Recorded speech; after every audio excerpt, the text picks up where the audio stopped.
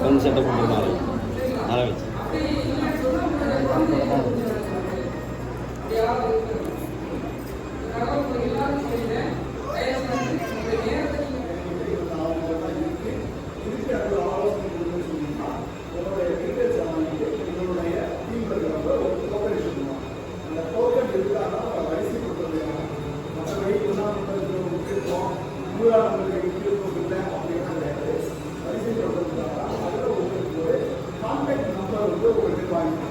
அந்த நம்பர் நீங்க பண்ண வேண்டியது அந்த டோக்கன் நம்பர் வந்து வாட்ஸ்அப் பண்ணிட்டு உங்களுக்கு இப்படி ஆகுங்க நீங்க மொபைல் போன்ல போட்டோ எடுத்து டோக்கன் நம்பரை போட்டு இந்திய குடிக்க வைக்கிறவங்க சொல்லி நீங்க அனுப்பிடணும். அதில் டாக்குமெண்ட் நம்ம பார்த்து பண்ணி எந்த கேட்டகரி வந்து கண்டக்ட் ஃபார் எக்ஸாம்பிள் 120 ஃபேமிலி ஒரு வேலை 150 பேர் டோக்கன் வாங்கினீங்கன்னா அவங்களுடைய டாக்குமெண்ட்ஸ் எடுத்து அதில் ஒரு 70 குடும்பம் இந்திய உற்சாகம் கவனம் வச்சுருக்காங்க. ஒரு 30 குடும்பங்கள் இந்திய உற்சாகம் சொல்றாங்கன்னா அவங்க ஆவணம் இல்லை. ஒரு 50 குடும்பங்கள் இந்தியன் இலங்கை சிட்டிசன் இலங்கையினுடைய குடிமக்களாக இருக்காங்க. அவங்க இந்தியன் குடிமக்கள் கொடுக்குறாங்க அப்படிங்கிற டேட்டா இருக்கும். இந்த டேட்டாவை நாங்கள் சர்வ பிரயாசித்து நம்முடைய மாநில அரசாங்கத்தில் கொடுக்கணும். அவங்க அதை மத்திய அரசாங்கத்தோடு பேசணும். அப்போதுதான் இதுக்கு ஒரு முடிவு. இப்போ இந்த முடிவு வரணும்னா நம்ம விவசாயம் சேர்த்துட்டா பின்னாடி போய் அதை நினைக்காது அட்லீஸ்ட் 30-40 வருஷத்துக்கு அப்புறமாச்சு இது ஒரு முடிவு. அதுக்கு நம்மளே எனக்கு வேலைக்கு போகல நான் மறந்துட்டேன். அவங்கள பார்க்கணும். அவங்க தான் எனக்கு சாப்பாடு போடணும். ஒரு நேரம் சாப்பிடாம ரொம்ப கஷ்டத்தில் வந்தாங்க. இந்த கேம்பை மாற்றிட்டாங்கன்னாக்க அதை மட்டும் இங்கே ஒத்தைக்க முடியாது.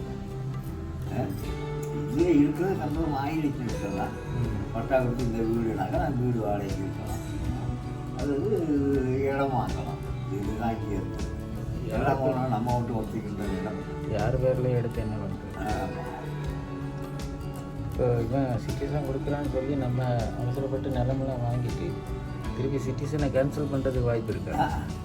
இதுதான் கொடுத்தது வாய் கேன்சல் பண்ண. ஆனால் சட்டப்படி இந்திய அரசியல் சட்டப்படி பார்க்க போனால் வந்த 5 வருஷத்துக்கு கொடுத்துருக்கணும். நீங்கள் எல்லாம் அரசியல் ஆகிட்டாங்க.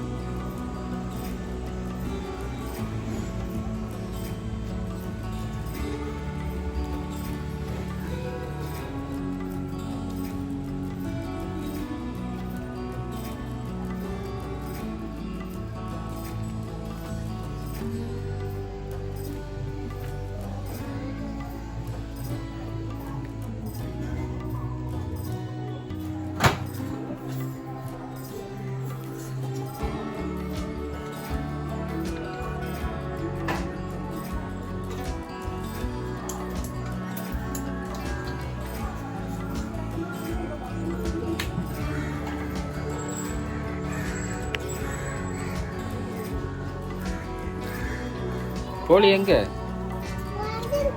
இந்தா இங்கே வா.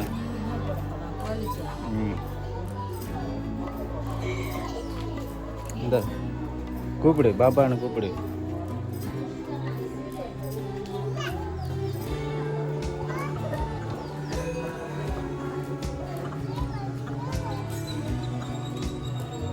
இந்தா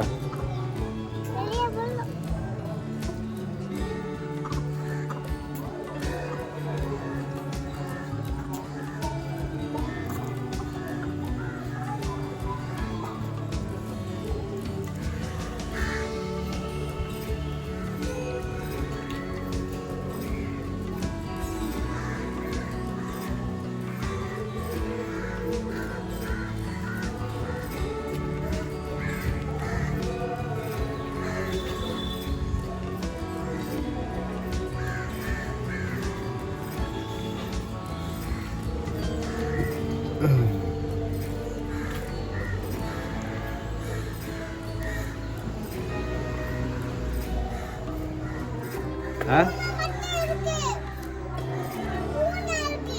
பூனை இருக்கா? பாரு, எட்டி பாரு.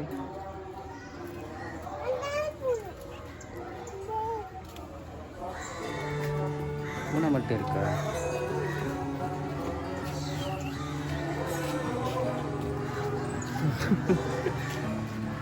கடிக்குமா பூனை?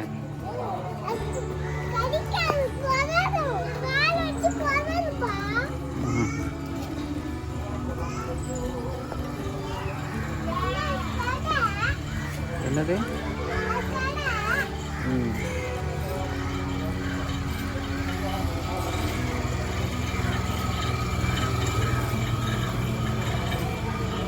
பாபா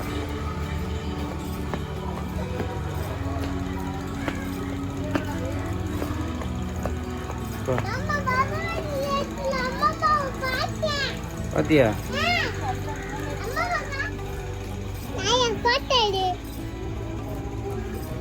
உரைக்கணும் பார்த்துக்க.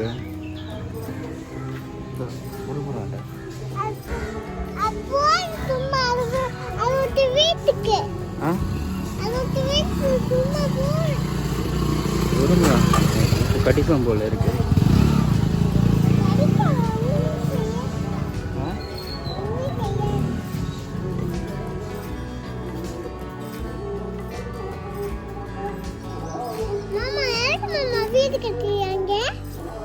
வீடுங்கடா, பாத்ரூம்டா.